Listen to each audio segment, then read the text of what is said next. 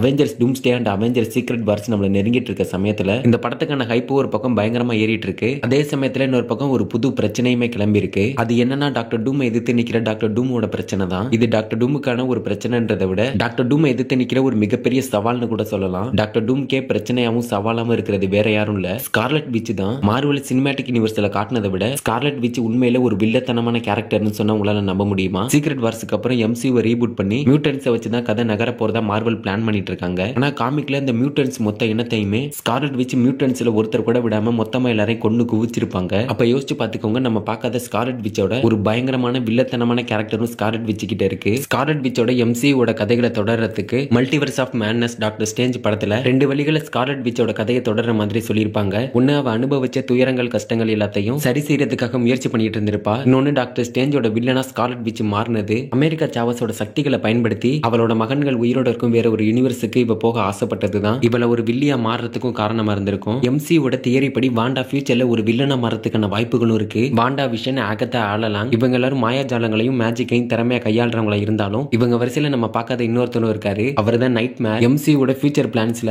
Night மேர் வரதுக்கான வாய்ப்புகள் இருக்குன்னு ஆன்லைன்ல ஏகப்பட்ட ரூமர்ஸும் அடிபட்டு இருக்கு. சீக்ரெட் வார்ஸ் காமிக் புக்கை படிச்சிருந்தீங்கன்னா இவரை கண்டிப்பா உங்களுக்கு தெரிஞ்சிருக்கும். நீங்க என்ன சீக்ரெட் வார்ஸ் காமிக் புக்கை படிக்காம இருந்தீங்கன்னா அந்த காமிக் சீரிஸ் ஃபுல்லா எக்ஸ்பிளைன் பண்ணி நம்ம சேனல்ல வீடியோ ஆல்ரெடி அப்லோட் பண்ணிட்டோம், மறக்காம செக் பண்ணி பாருங்க. சீக்ரெட் வார்ஸ் காமிக்லயே நைட் மேரால அல்டிமேட் யூனிவர்ஸும் எர்த் 616 இவரால அழிஞ்சு போயிடும். இவர் நினைச்சாருன்னா ரியாலிட்டியாவே அடையாளம் தெரியாத மாதிரி கூட சிதைச்சிட முடியும். இவ்வளவு பவர்ஸ் இவர்கிட்ட இருந்து இவர் ஒரு சைல்டிஷான கேரக்டர் மாதிரி தான் பிஹேவ் பண்ணிட்டு இருப்பாரு. அதுக்கான ரீசன் என்னன்னு தெரியல. ஆனா சீக்ரெட் வார்ஸ் காமிக்ல எர்த் 616 அல்டிமேட் யூனிவர்ஸும் ஒன்னோட ஒன்னு மோதி அழிஞ்சிட்ட அப்புறம் டாக்டர் டூம் நைட் மேரை வச்சுதான் ஒரு புது யூனிவர்ஸ் உருவாக்கி மீதி இருந்த மக்களை அவர் உருவாக்கின யூனிவர்ஸுக்குள்ள காப்பாத்தி கொண்டு வந்து அவங்க எல்லாருக்கும் கடவுளா டாக்டர் டூம் அந்த யூனிவர்ஸ்ல வாழ்ந்துட்டு இருப்பாரு. எர்த் 616 அல்டிமேட் யூனிவர்ஸும் ஒன்னோட ஒன்னு மோதி அழிஞ்சிட்டதும் அங்க இருந்து யதார்த்தமா ஒரு ஷிப்ல உயிரோட தப்பிச்ச ஃபேண்டாஸ்டிக் ஃபோர் டீமும் ஒரு சில சூப்பர் ஹீரோஸும் டாக்டர் டூம் இருக்கிற யூனிவர்ஸை கண்டுபிடிச்சு அங்க வந்துடுறாங்க. அங்க வந்ததும் டாக்டர் டூம் நைட் மேரை வச்சுதான் இந்த புது யூனிவர்ஸை உருவாக்குனாருன்றதையும் தெரிஞ்சுக்கிறாங்க. அது மட்டும் இல்லாம டாக்டர் டூம் உருவாக்குன அந்த யூனிவர்ஸ்ல ஹியூமன் டார்ச்சை தான் அந்த யூனிவர்ஸோட சூரியனாவே மாத்தி வச்சிருப்பாரு. இது எல்லாத்தையும் தெரிஞ்சுக்கிட்ட ரீட் ரிச்சர்ஸ் டாக்டர் டூம்க்கு தெரியாம நைட் மேரை தேடி போய் நைட் மேரை சந்திக்கிறாரு. நைட் மேர் கிட்ட ரீட் ரிச்சர்ஸ் இது மாதிரி இங்க நீங்க என்ன பண்ணிட்டு இருக்கீங்க, இங்க என்னதான் நடக்குது அப்படின்னு ரீட் ரிச்சர்ஸ் நைட் மேர் கிட்ட கேட்க பதிலுக்கு நைட் மேர் அவர்கிட்ட இது எல்லாத்தையும் டாக்டர் டூம் தான் பண்ண சொன்னா, எதா இருந்தாலும் அவன்கிட்ட கேட்டுக்க, எனக்கு ரொம்ப பசிக்குது, எனக்கு ஏதாவது சாப்பிட கொண்டு வந்தியா அப்படின்னு நைட் மேர் சிரிச்சுக்கிட்டே ரீட் ரிச்சர்ஸ் கேட்ட கேள்விக்கு பதில் சொல்றாரு. அப்போ திடீர்னு அந்த இடத்துக்கு டாக்டர் டூம் வந்துடுறாரு. அங்க வந்து டாக்டர் டூம்க்கு அங்க இருந்த ரீட் ரிச்சர்ஸ்க்கும் ரெண்டு பேருக்கும் இடையில ஒரு பயங்கரமான சண்டை வர ஆரம்பிக்குது. ரெண்டு பேருக்கும் ஏற்பட்ட சண்டையில டாக்டர் டூம் ரீட் ரிச்சர்ஸை கிட்டத்தட்ட சாகுற அளவுக்கு தாக்குறாரு. பதிலுக்கு ரீட் ரிச்சர்ஸும் தன்னால முடிஞ்ச அளவுக்கு டாக்டர் டூமை தாக்க ஆரம்பிக்கிறாரு. ரெண்டு பேருக்கும் இது மாதிரி பயங்கரமா சண்டை போயிட்டு இருக்கும்போது அப்போ ரீட் ரிச்சர்ஸ் டாக்டர் டூமை கண்ணா பின்னான்னு போட்டு திட்ட ஆரம்பிக்கிறாரு. நீலாம் கடவுளா, நீ ஒரு அரக்கன், இங்க இருக்க மக்கள் எல்லாரும் உன்னை கடவுளா நம்பிட்டு இருக்காங்க, நீயும் அவங்களை ஏமாத்திட்டு இருக்க, நீலாம் உயிரோட இருக்கிறதுக்கு செத்து போகலாம் அப்படின்னு ரீட் ரிச்சர்ஸ் டாக்டர் டூமை பார்த்து திட்டுறாரு. அப்போ அங்க இருந்த நைட் மேர் ரீட் ரிச்சர்ஸ் சொன்னதை கேட்டு ஓ செத்து போடுமா, ஓகே நான் செத்து போயிடுறேன் அப்படின்னு நைட் மேர் சிரிச்சுட்டே சொல்லிட்டு திடீர்னு அந்த இடத்துல அப்படியே வெடிச்சு சிதறிறாரு. நைட் மேரை வச்சு அந்த யூனிவர்ஸ் உருவாக்கப்பட்டதுனால அந்த யூனிவர்ஸும் அப்படியே அதோடய அழிஞ்சு போயிடுது. அப்ப யோசிச்சு பாத்துக்கோங்க நைட் மேர் எவ்வளவு பெரிய சக்தி வாய்ந்த ஒரு ஆள்னு. நைட் மேரை கூட்டிட்டு வந்தா இதை விட ஒரு பெரிய சம்பவம் நடக்கிறதுக்கான வாய்ப்புகளும் இருக்கு. அது மட்டும் இல்லாம கண்டிப்பா ஃபியூச்சர்ல ஸ்கார்லெட் விட்ச் டாக்டர் டூம் எதிர்த்து நின்னா டாக்டர் டூம்க்கு இது கண்டிப்பா ஒரு மிகப்பெரிய சவாலா தான் இருக்கும். ஆனா இது நடக்குதா என்னன்றதை நம்ம பொறுத்து இருந்து தான் பார்க்கணும். கடைசியா லோக்கி சீசன் 2ல மல்டிவர்ஸோட கடவுளை மாறுற மாதிரி தான் லோக்கியை காட்டி முடிச்சிருப்பாங்க. அதுக்கப்புறம் ஃபேன்ஸ் எல்லாரும் லோக்கியை மறுபடியும் பார்க்க மாட்டாமான்னு எதிர்பார்க்கவும் செஞ்சாங்க. கிட்டத்தட்ட நானும் அதை தான் எதிர்பார்த்தேன். ஏன்னா லோக்கி சீரிஸோட எண்டிங் அப்படி இருந்துச்சு. இது எல்லாத்துக்கும் மேல மல்டிவர்ஸோட கதை ஒரு முடிவுக்கு வந்தா அது ஒரு இடத்துல கண்டிப்பா நம்ம லோக்கி கிட்ட வரும். அப்ப நம்ம கண்டிப்பா மறுபடியும் லோக்கியை பார்க்கறதுக்கான வாய்ப்புகளும் இருக்கு. ஆனா இப்போ ஆன்லைன்ல என்ன மாதிரியான ரூமர் லீக் ஆயிட்டு இருக்குன்னா இந்த கதையில டாக்டர் டூம் அவெஞ்சர்ஸ்னு எல்லாருமே இருந்தாலும் இன்னொரு பக்கம் இந்த கதையில பெருசா ஃபோக்கஸ் பண்ண போறது லோக்கியை தான் அப்படின்ற மாதிரி தான் ஆன்லைன்ல ஏகப்பட்ட ரூமர்ஸும் லீக்ஸும் வந்துட்டு இருக்கு. நடக்க போற அவெஞ்சர்ஸ் விசஸ் டாக்டர் டூம்ன்ற ஃபைட்ல லோக்கிக்கும் ஒரு முக்கிய பங்கு இருக்க போறதாகவும் இந்த சண்டையில யார் ஜெயிக்கிறாங்களோ அவங்க தான் மார்வல் மல்டிவர்ஸோட தலைவிதியை மாத்தி அமைப்பாங்க.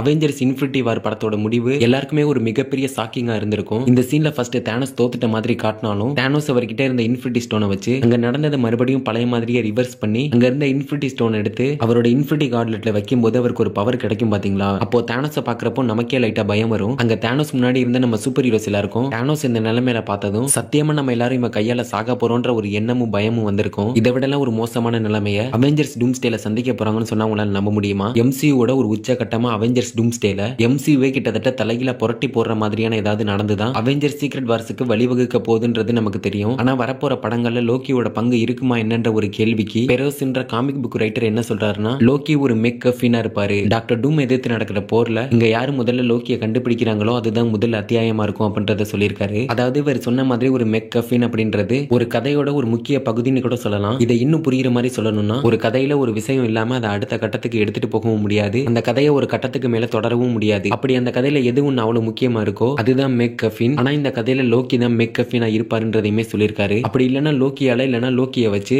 எம்சியூல ஒரு மிகப்பெரிய சம்பவமே நடக்க போகுது. பார்க்க தானே போறோம், பாப்போம் என்ன பண்றாங்கன்னு. அதுக்கப்புறம் எம்சியூல ஒரு மிகப்பெரிய கேள்வியா இருக்குது, லோக்கி மட்டும் மல்டிவர்ஸுக்கு எதுக்காக ரொம்ப முக்கியன்றதே ஒரு கேள்விக்குறியா தான் இருக்கு. மார்வல் ஸ்டுடியோஸ் அபிஷியலா அனௌன்ஸ் பண்ணாத வரைக்கும் எதையுமே நம்மளால அவ்வளவு உறுதியா சொல்லிட முடியாது. இருந்தாலும் நம்ம லோக்கிக்கு மரணம்ன்றது ஒன்றும் புதுசு இல்ல. அவெஞ்சர்ஸ் எண்டிகேம்ல எப்படி டோனி ஸ்டார்க் ஒரு மிகப்பெரிய சாக்ரிஃபைஸ் பண்ணிருப்பாரோ அது மாதிரி லோக்கி மல்டிவர்ஸை காப்பாத்துறதுக்காக தன்னையும் சாக்ரிஃபைஸ் பண்றதுக்கு தயங்க மாட்டாரு. சொல்ல போனா கதை இப்படி கூட நகர்ந்து போகலாம், யாருக்கு தெரியும். டிஸ்னி பிளஸ்ல ரிலீஸ் ஆகி இதுவரைக்கும் அதிகப்படியான பேர்களை கவரப்பட்ட சீரீஸ்ல லோக்கி சீரீஸ்க்கும் ஒரு இடம் இருக்கு. லோக்கி சீரீஸோட ஃபர்ஸ்ட் சீசன்ல எண்ட் கேமோட டைம் லைன்ல திருட்டுத்தனமா டைம் டிராவல் பண்ணி அவரோட உண்மையான டைம் லைனை விட்டு தப்பிச்சதுல இருந்து இந்த கதை ஆரம்பிக்கிற மாதிரி காட்டியிருப்பாங்க. மல்டிவர்ஸோட டைம் லைன்லாம் கட்டவிழ்க்கப்பட்டு நிலை தடுமாறி போகும்போது இது எல்லாத்தையும் கட்டுப்பாட்டுக்குள்ள கொண்டு வந்து லோக்கி பொறுப்பேற்றுக்கிட்டாலும் லோக்கியோட அந்த சாக்ரிஃபைஸ அவ்வளவு ஈஸியா வார்த்தைகளால விலக்கி சொல்லிட முடியாது. பட் எனிவேஸ் இப்போதைக்கு லோக்கிக்கும் மல்டிவர்ஸுக்கும் ஒரு மிகப்பெரிய அளவிலான கனெக்ஷன் இருக்கிறதுனால எம்சியூல லோக்கியால ஒரு பெரிய மாற்றங்கள் ஏற்படுறதுக்கான வாய்ப்புகளும் இருக்கு. இதை பத்தி நீங்க என்ன நினைக்கிறீங்கன்றத கமெண்ட்ல சொல்லிட்டு அப்படி நம்ம சேனலுக்கு சப்ஸ்கிரைப் தட்டி விட்டுருங்க. அடுத்த வீடியோல பார்க்கலாம்.